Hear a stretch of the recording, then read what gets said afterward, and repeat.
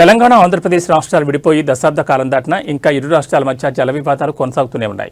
తెలంగాణ ప్రత్యేక రాష్ట్ర ఏర్పాటు నుంచి ఇంతవరకు పూర్తి స్థాయిలో నీటి కేటాయింపులు జరగకపోవడంతో వివాదాలు రోజురోజుకు ఎక్కువవుతున్నాయి.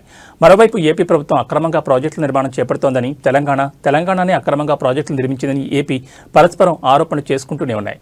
అయితే ఈ నీటి వివాదాలపై ఇరు రాష్ట్రాల సీఎంలు, మంత్రులు, అధికారులు స్థాయిలో కేంద్రంతో ఎప్పటికప్పుడు ఫిర్యాదులు చేస్తూ వస్తున్నారు. అయినా సమస్య కొలిక్కొచ్చింది లేదు. అందుకే కేంద్రం ఈ మేరకు కీలక నిర్ణయం తీసుకుంది. ఇరు రాష్ట్రాల మధ్య నెలకొన్న నీటి పంచాయతీకి చెక్ పెట్టేందుకు ఓ కమిటీని నియమించింది. ఇరు రాష్ట్రాల మధ్య నెలకొన్న నీటి సమస్యలకు చెక్ పెట్టేందుకు ఈ నెల 2న కేంద్రం ఓ కమిటీని ఏర్పాటు చేసింది. 15 మంది అధికారులతో కూడిన ప్రత్యేక నిపుణుల కమిటీని ఏర్పాటు చేసింది. ఈ కమిటీ కేంద్ర జలశక్తి ఆధ్వర్యంలో ఏర్పాటు కాగా దీనికి సిడబ్ల్యూసీ చైర్మన్ అధ్యక్షత వహించనున్నారు. ఈ నెల 2న ఈ కమిటీ ఏర్పాటు కాగా కమిటీ నేతృత్వంలో ఈ నెల 30న కీలక భేటీ జరగనుంది. ఒక విధంగా చెప్పాలంటే ఆంధ్రప్రదేశ్ తెలంగాణ జల వివాదాలపై కేంద్రం కీలక అడుగు పడినట్లే. 30న ఢిల్లీలో కేంద్ర కమిటీ తొలి సమావేశం నిర్వహించనుంది.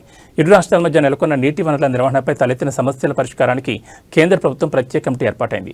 30న ఢిల్లీ సేవాభవన్లోని కేంద్ర జల కమిషన్ 3వ అంతస్తులో సమావేశం కొనసాగనుంది. కమిటీ సభ్యులంతా హాజరై ప్రత్యక్ష పద్ధతిలో చర్చలు జరపనున్నారు.